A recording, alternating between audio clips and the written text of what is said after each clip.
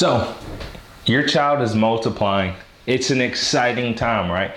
They're learning how to group numbers. They're learning how to use arrays. They're learning how to put numbers together, repeat, addition, and all this different type of stuff that you're seeing coming home, right?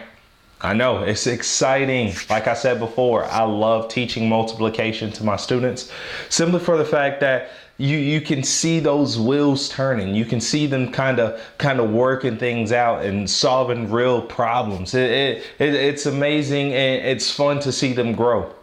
Now, as you know, multiplication is grouping numbers. I'm sure you watched another video. And so we're going to work on now building that fluency side, all right?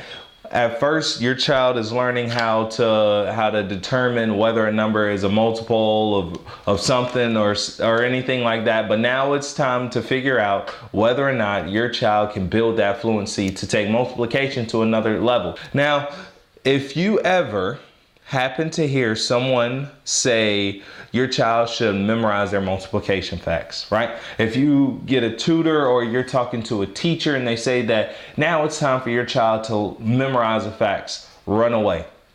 Memorization is not the key to understanding multiplication facts, all right? You memorize spelling lists, right? You memorize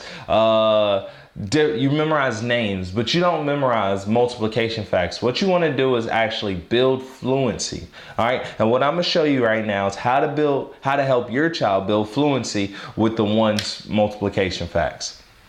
Now, when you're talking about multiplying a number, what you're really talking about is grouping it, right? Because we've already announced that multiplication is grouping numbers. What you're talking about is setting up, let's say, one group of 8 or 8 groups of 1. What would that look like?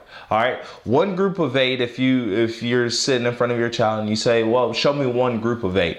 All right, I will show you using circles. 1, 2, 3, 4, 5, 6, 7, 8. There, I have one group of 8. All right, now those are 8 circles. They're in one group. If I wanted to circle them to show you that this is one group, there, I have my one group of 8. Now, another way you can do that, because multiplication is inverse, it is commutative, you can use 1 times 8 or 8 times 1, and it still gives you the same product. You can also use 8 times 1. So this time I'm going to use squares. 8 groups of 1. One group, 2, 3, 4. I'm gonna go up here, 5, 6, 7, 8. Now I'm gonna circle each group. That's 1, 2, 3, 4, 5, 6, 7, 8. So I have 8 groups of 1 or one group of 8. When you're showing your child how to multiply 1 times anything, you want to show them those two strategies. You want to show them one group of whatever or whatever groups of 1, and they'll start to realize, or they'll pick up the patterns or the rules, in that they will find out that any number times 1 is always the other number. It's just that simple. If you multiply 1 times 100, it's going to be the other number.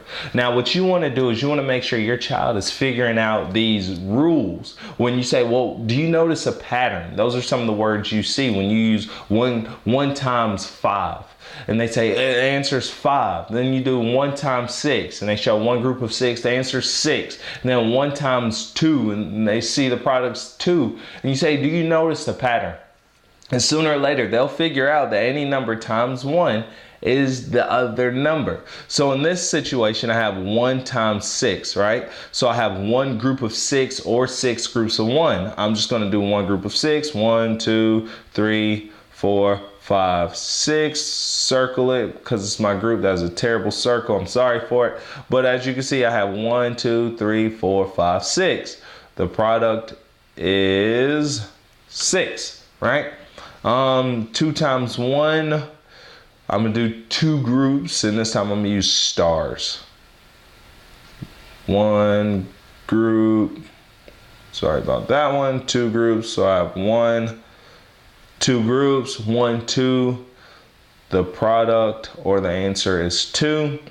And then 7 groups of 1. All right, now I'm gonna go ahead and use my rule. I'm not memorizing it. I'm just using the rules that I know and the strategies that I know to solve it. Now I could solve it these 2 ways, or once your child gets to that point, they'll say, well, it's just the other number. So 7 times 1, it's just gonna be the other number. The product is 7.